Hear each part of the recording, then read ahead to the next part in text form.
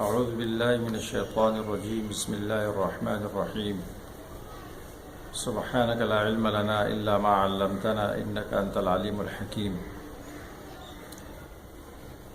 یہ میراث کا چوتھا سبق ہے موانع ارث کے بیان میں۔ پچھلی درس میں ہم نے یہ بیان کیا تھا کہ ورثہ کی 3 قسمیں ہیں: ذوی الفروض، عصبہ نسبی اور ذوی الارحام۔ سب سے پہلے مال ذوی الفروض کو ملتا ہے،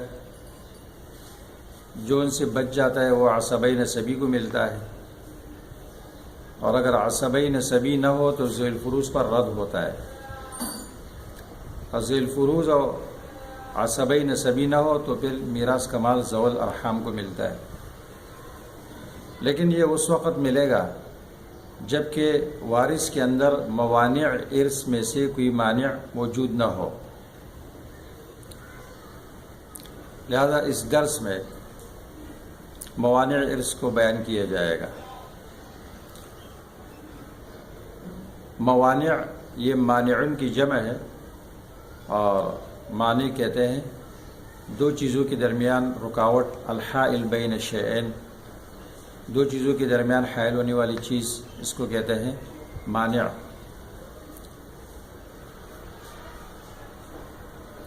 میراث کی اصطلاح میں مانع کہتے ہیں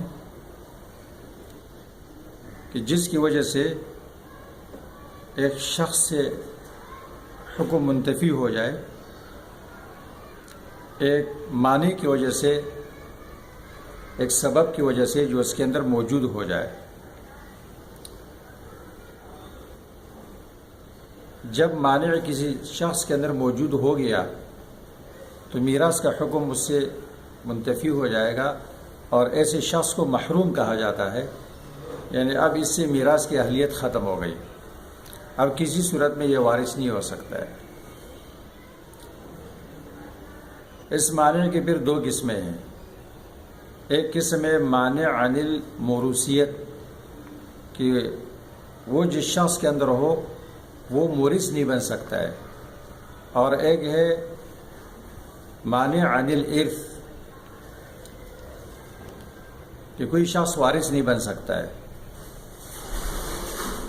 تو مانع عن الموروثیت وہ ایک ہے، وہ نبوت ہے، نبی ہونا مورث ہونے سے مانع ہے، اس لیے کہ رسول اللہ صلی اللہ علیہ وسلم نے ارشاد فرمایا: نحن معاشر الانبیاء لا نورث ما ترکناہ فهو صدقۃ۔ ہم انبیاء کی جماعت، ہم ایسی جماعت ہے کہ ہماری میراث نہیں لی جاتی، اور ہم جو مال چھوڑتے ہیں وہ صدقہ ہوتا ہے۔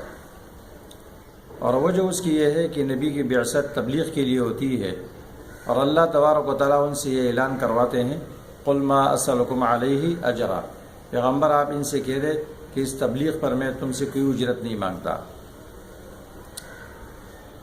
تو اگر نبی کی میراث ہوتی تو لوگ پھر یہ کہتے، اور ان کی ذات پر ایک داغ لگ جاتا کہ یہ نبوت کا دعویٰ اس لیے کیا تھا کہ اپنے ورثہ کے لیے مال جمع کر رہا تھا۔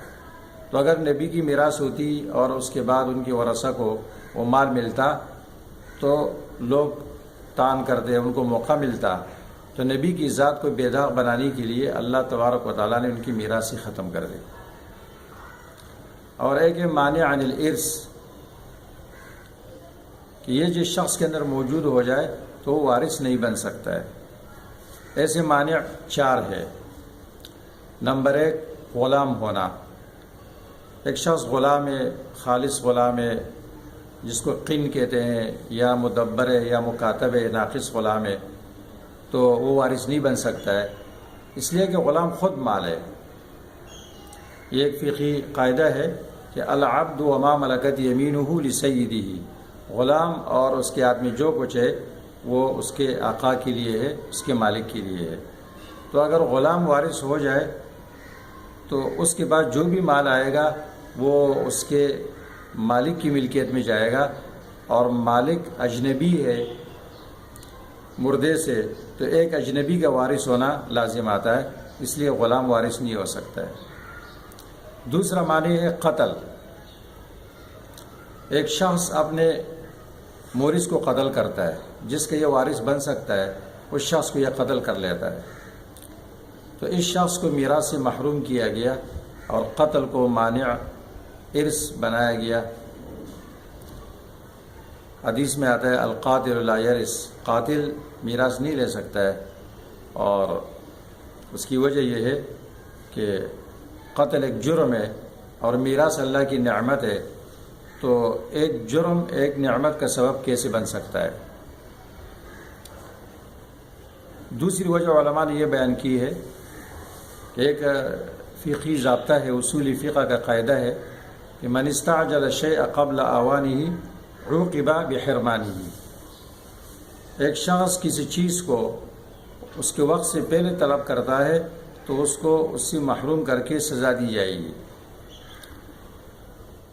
اس نے انتظار نہیں کیا اور کہ وہ مورث اپنی طبعی موت اللہ کے مقرر کردہ ڈیٹ سے مرتا اور پھر یہ وارث ہوتا، تو اس نے جلدی کی اور اس کو قتل کر دیا، تو اب اس کو میراث سے محروم کیا جائے۔ اگر قاتل کو میراث سے محروم نہ کیا جاتا تو دنیا میں ایک لاقانونیت ہوتی اور ہر شخص جس کو وارث بن سکتا تھا وہ اپنی مورثین کو وقت سے پہلے قتل کرتے تاکہ ان کو میراث کا مال دیا جائے، اس لیے شریعت نے قاتل کی میراثی ختم کر دی۔ لیکن یہ قتل جس سے انسان میراث سے محروم ہوتا ہے، یہ وہ قتل ہے جس سے قصاص متعلق ہوتا ہے یا کفارہ، تو جس سے قصاص متعلق وابستہ ہو جاتا ہے وہ ہے قتل عمد، کہ قتل کے ارادے سے، قتل کے آلے سے شخص کو قتل کیا جائے، اور دوسرا ہے شبہ العمد،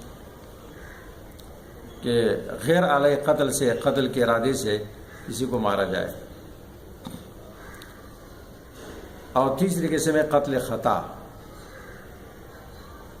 کہ انسان کو شکار سمجھ کے مارا یا شکار کو مار رہا تھا انسان کو لگ گیا، اور ایک ہے قائم مقام خطا، کہ ایک باری برکم شخص پلٹ گیا سوتے میں اور اس سے دوسرا شخص یا بچہ اس کی زد میں آ گیا، وہ مر گیا، تو یہ قتل ایک قائم مقام خطا ہے۔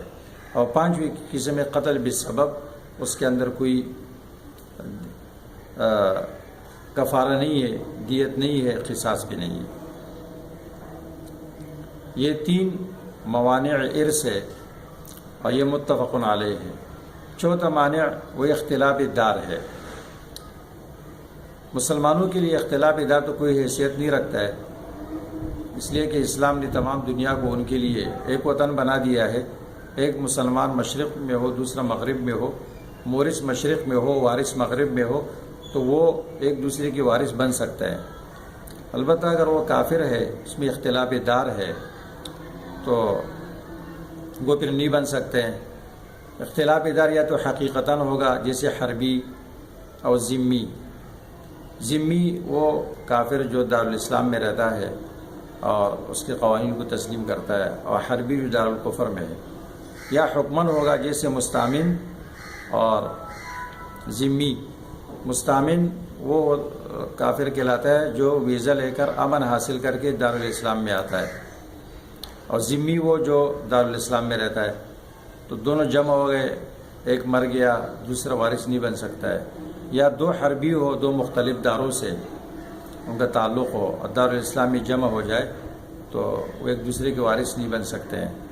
اور دار کے اختلاف ہوتا ہے فوج اور بادشاہ کے اختلاف سے، جس ملک کا بادشاہ لگے فوج لگے تو وہ الگ دار کہلاتا ہے، کیونکہ کسی وقت بھی ان میں جنگ ہو سکتی ہے۔